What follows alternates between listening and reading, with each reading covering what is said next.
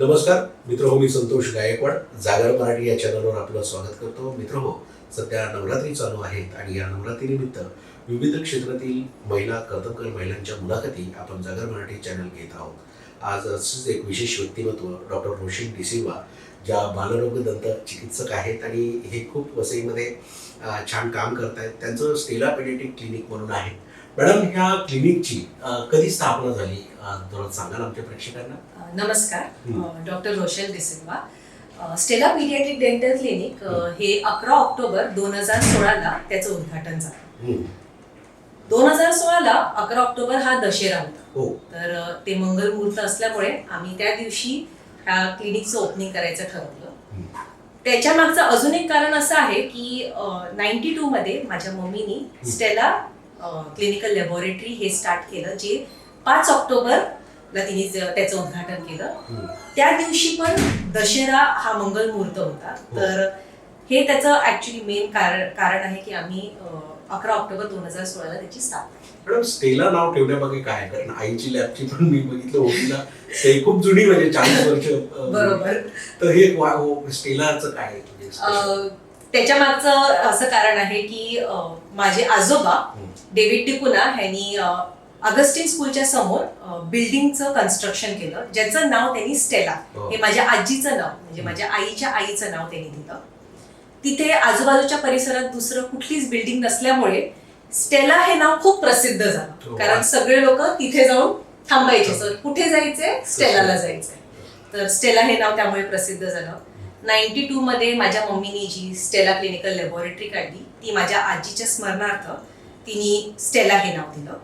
त्याच्यानंतर माझ्या आजोबांनी कॅन्सर ह्या रोगांनी माझी आजी मरण पावल्यामुळे बेलापट्टी इथे स्टेला कॅन्सर सेंटर ह्या इन्स्टिट्यूटचं उद्घाटन केलं.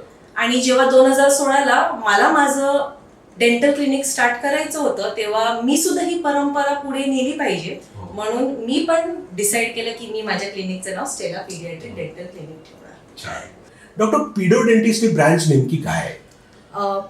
पीडियोडॉन्टिस्ट म्हणजेच पीडियाट्रिक डेंटिस्ट हा आम्ही जे आहे ते बाळ जन्मल्यापासून तर बाळ मोठं होईपर्यंत, म्हणजे समजा एक 15 ते 16 वर्षापर्यंत होईपर्यंत त्याच्या किंवा तिच्या तोंडात जे काही प्रॉब्लेम असो किंवा नसो, हे बघण्याचं काम एका पीडियाट्रिक डेंटिस्टचं असतं.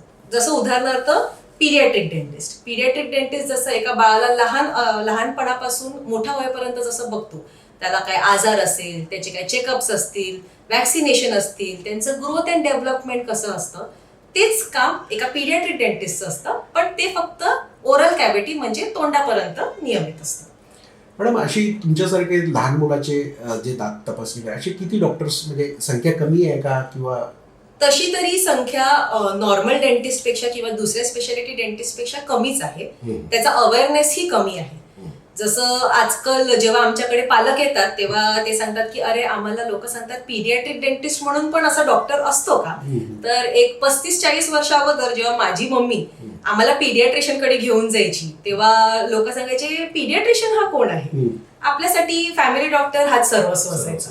तर त्यावेळेस जसं पीडियाट्रिशियनचं अवेअरनेस नव्हता, आणि आता हळूहळू जसं सगळ्यांना माहितीये की बाळाला आपल्याला पीडियाट्रिशियन कडे न्यायचं आहे, तसंच आता पीडियाट्रिक डेंटिस्टचा थोडासा अवेअरनेस चालू झालेला आहे की खूप आई वडील आपल्या मुलांना घेऊन पीडियाट्रिक डेंटिस्ट कडे येतात, हेच चेक करायला का काय प्रॉब्लेम आहे की नाही आहे, आणि जर असेल तर त्याच्यासाठी आपण काय ट्रीटमेंट करू शकतात, जर नसेल तर तो प्रॉब्लेम नाही आला पाहिजे म्हणून काय वॅक्सिनेशन किंवा काय प्रिव्हेंटिव्ह केअर घेऊ शकतात का, हा मेन मुद्दा किंवा हा मेन कारण आहे एक पीडियाट्रिक डेंटिस्ट एका मुलाच्या आयुष्यात असायचं. मॅडम, सध्याच्या प्रॅक्टिसमध्ये लहान मुलांच्या दाताचे जे आरोग्य आहे याच्यामध्ये प्रामुख्याने कुठली कंप्लेंट्स मुलं घेऊन येतात, म्हणजे पालक घेऊन येतात? सर्वसाधारण कॉमन कंप्लेंट असतं की दात दुखतोय, ही सगळ्यात पहिली कंप्लेंट. चॉकलेट खाल्ल्यामुळे किंवा काही दात, हो, म्हणजे आजकाल चॉकलेट किंवा स्नॅक्सचं प्रमाण आपल्या रुटीन लाईफ मध्येच इतकं वाढलेलं आहे की त्याच्यासाठी आपल्याला कुठल्याही फंक्शनला जायची किंवा कुठल्याही बर्थडे पार्टीला जायची गरज नसते.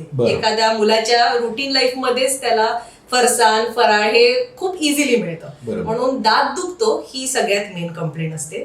त्याच्यानंतर दात पडलाय पण तो कधी येणार आहे ते आई वडिलांना माहिती नसते. दात येतोय पण दुधाचा दात पडला नाही आहे, ही सुद्धा दुसरी कंप्लेंट असते. तर वेगवेगळ्या प्रकारच्या कंप्लेंट असतात. काही आई वडील फक्त रेग्युलर चेकअप साठी सुद्धा आपल्या बाळाला आणतात, बरं. ज्याच्या तोंडामध्ये काहीही त्रास नसतो, पण त्यांना एक कळून घ्यायचं असतं की बाबा माझ्या मुलाला काही त्रास नाही, तर सगळं बरोबर चाललंय का, जसं ग्रोथ अँड डेव्हलपमेंट. सो असेही पालक येतात आपल्या मुलांना घेऊन. आपल्या इथे कुठल्या कुठल्या प्रक्रिया प्रोसिजर केल्या जातात? आपल्याकडे सगळ्यात पहिले म्हणजे वेगवेगळ्या प्रकारच्या फिलिंग्स केल्या जातात. ज्याप्रमाणे बाळाची कीड असेल त्याप्रमाणे. त्याच्यानंतर कीड जशी आहे त्याच्या हिशोबानेच आपल्याला ट्रीटमेंट ही डिसाईड करावी लागते. तर जर फिलिंग एक ट्रीटमेंट असते, पल्पेक्टमी म्हणजे लहान मुलांचं रूट कनाल, ही एक प्रोसिजर असते. जर दात वयाच्या अगोदर पडला असेल तर स्पेस मेंटेनर ही लावायची पण एक ट्रीटमेंट असते. त्याच्यानंतर दाताला कुठल्याही प्रकारची कीड नाही लागली पाहिजे म्हणून स्केलिंग अँड फ्लोराइड ऍप्लिकेशन म्हणजे एक प्रकारचं दाताचं वॅक्सिनेशन आहे, ज्याच्यामध्ये हे जेल आपल्या दातांना स्ट्रॉंग बनवतं ऍज अ प्रिव्हेन्शन. कारण आमच्या फील्डचं नावच असं आहे का पीडियाट्रिक अँड प्रिव्हेंटिव्ह डेंटिस्ट्री, हे आमच्या फील्डचं नाव आहे. सो अशा वेगवेगळ्या प्रकारच्या ट्रीटमेंट ज्या काही बाळाच्या गरजेप्रमाणे आहेत त्याप्रमाणे आपण त्याचा ट्रीटमेंट आपण पेरेंट्सना सांगतो. मॅडम, स्टेला डेंटल क्लिनिक जे आहे पेडियाट्रिक, हे समजा आमच्या जे प्रेक्षक आहेत त्यांच्या मुलांना समजा यायचं तर त्यांनी अपॉइंटमेंट्स घ्यावी लागते. त्या क्लिनिकचा टायमिंग काय असतो किंवा काय प्रक्रिया असतात? शक्यतो मी अपॉइंटमेंट बेसवरती पेशंटला बोलवते. कारण कसं असतं, बाळ येतो मग खूप वेळ थांबणार, मग तेव्हा तो कटकट करणार, आणि जेव्हा मला चेअरवरती बाळ एकदम नॉर्मल आणि नीट बसलं पाहिजे त्यावेळेला बाळ थकलेलं असेल. सो शक्यतो मी माझा नंबर देते, पेरेंटनी पालकांनी मला कॉन्टॅक्ट करायचं आणि मग त्याप्रमाणे मी अपॉइंटमेंटचा स्लॉट देते. कारण आमच्याकडे स्पेशल हेल्थ केअर नीड्सची पण मुलं येतात. सर त्या मुलांना सुद्धा आम्हाला एकदम नीट आरामात बघायचं असतं, म्हणून त्याच्यासाठी स्लॉट दिलं की सगळ्यांसाठी बरं पडते. तर शक्यतो माझा नंबर दिला की त्याच्याने मग मी टायमिंग तुम्हाला सांगू शकते. मॅडम, हा मुद्दा खूप महत्वाचा आहे की जे दिव्यांग आहेत, स्पेशल चिल्ड्रन्स आहेत, कारण पालक त्यांना स्वतःला काही सांगता येत नाही की माझा दात दुखतोय, आणि मग ते चांगले डॉक्टर्स असतील तर ते सजेस्ट करतात की तुम्ही ह्याला दाताचा प्रॉब्लेम आहे, ह्याला दात. तर अशा मुलांमध्ये काय समस्या येतात किंवा असं काही?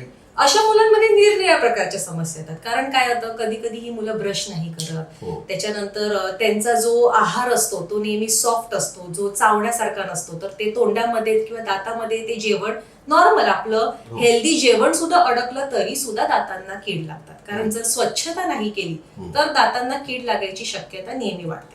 तर स्पेशल हेल्थ केअर नीड्सच्या पालकांना मी उलट असं सांगेल की तुमच्या बाळाला लहानपणापासूनच तुम्ही एका पीडियाट्रिक डेंटिस्टकडे आणून दाखवलं पाहिजे.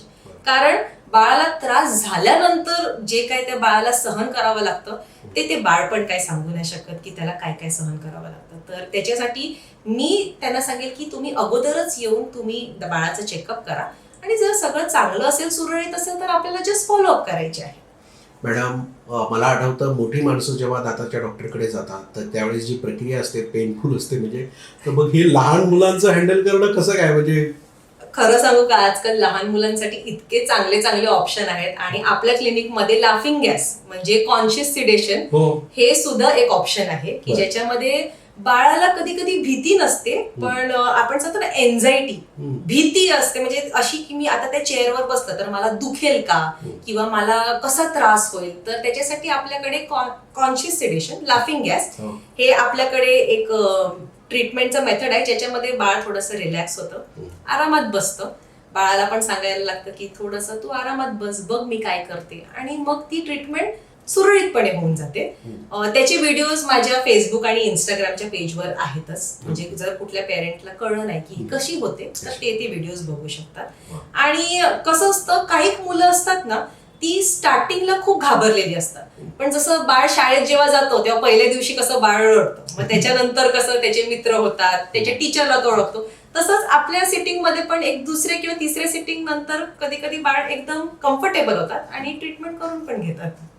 डॉक्टर, सध्या लहान मुलं जी चॉकलेट खातात किंवा त्यांना मोबाईलचं ऍडिक्शन झालेलं असतं, तर अशा काही समस्या तुमच्याकडे येतात?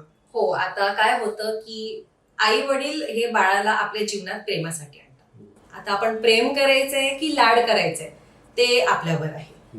प्रेम करण्यासाठीच मुलं आहेत म्हणून त्यांना ते रडले म्हणून चॉकलेट दिलं पाहिजे, किंवा त्यांनी हट्ट धरलाय म्हणून त्यांना चिप्स दिलं पाहिजे, ह्या सगळ्या गोष्टींनी दाताचा तर त्रास होतोच, पण त्याच्याबरोबर आजकाल तुम्हाला पीडियाट्रिशियन पण सांगतील का नाकाचं नेझल कंजेशन जे होतं किंवा थ्रोट इरिटेशन जे होतं किंवा आजकाल मुलांना वॉमिटिंग कॉन्स्टिपेशन ह्याचाही खूप आजार ह्या सगळ्या मैदा आणि रिफाईंड शुगरच्या गोष्टींमुळे होतं. प्लस आजकाल मुलं जेवताना नेहमी स्क्रीन बघत असतात, हो. तर मुलांना माहितीच नाहीये की ते काय खात आहे. घरोघरी तोच प्रॉब्लेम. घरोघरी तोच प्रॉब्लेम झालाय. मग बाळ काय तुम्ही त्याला असं मोठं जेवण दगड माती जरी दिलं तरी बाळ ते खाईल, पण बाळाला कळलं पाहिजे की तो काय खात आहे. त्याच्यासाठी बाळाने जेवण बघितलं पाहिजे, त्याच्या डोक्याला कळलं पाहिजे की तो काय आहार घेतोय आणि त्याच्यानंतरच तो आहार त्याच्या शरीराला पण लागेल. तर मी नेहमी पेरेंट्सला सांगते का don't mix your meal time with screen time. आपला जो आहाराचा वेळ आहे तो आपल्या मोबाईल किंवा टीव्ही बघण्याच्या वेळ बरोबर मिक्स नका करू. आणि बाळ रडतोय म्हणून त्याला ह्या सगळ्या गोष्टी देऊ नका. विचारा बाळाला की तो का रडतोय आणि त्याचं कारण जाणून घ्या आणि मगच डिसाईड करा की देणं आवश्यक आहे की नाही. हा माझा मेसेज मी पालकांना सांगू इच्छिते. मॅडम, सध्या नवरात्री आहे, तर तुम्ही स्वतः एक आयुष्यामध्ये MDS डॉक्टर झालात आणि यू हॅव फॅमिली 2 किड्स, तर तुम्ही महिलांसाठी काय संदेश द्याल?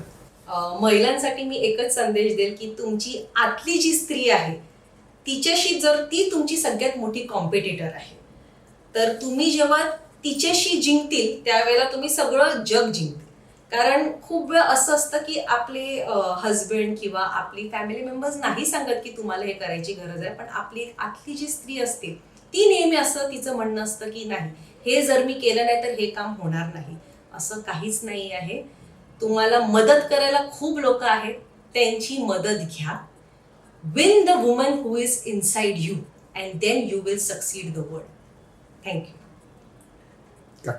तर मित्र, या होत्या रोशनी सिल्वा, दंतरोग चिकित्सक वसईच्या आणि त्या लहान मुलाच्या दाताच्या डॉक्टर्स आहेत. तर तुम्ही या क्लिनिकला जर तुमच्या मुलांना गरज असेल तर तुम्ही या व्हिजिट करा. आणि नवरात्री निमित्त मॅडम तुम्ही मुलाखत दिली त्याबद्दल तुमचे खूप खूप आभार आहे. आमचं जे चॅनल आहे हे मराठी भाषा संवर्धन प्रसाराचं काम करतं, म्हणून वसईच्याच कवयित्री भारती पवार यांचं म्हणाले नावाचं पुस्तक मी तुम्हाला भेट देत आहे. धन्यवाद. धन्यवाद. Thank you so much. Thank you so much. नवरात्रीच्या निमित्ताने जागर मराठी चॅनलनी माझी इंटरव्ह्यू घेतल्याबद्दल त्यांचे मी धन्यवाद करते. Thank you so much.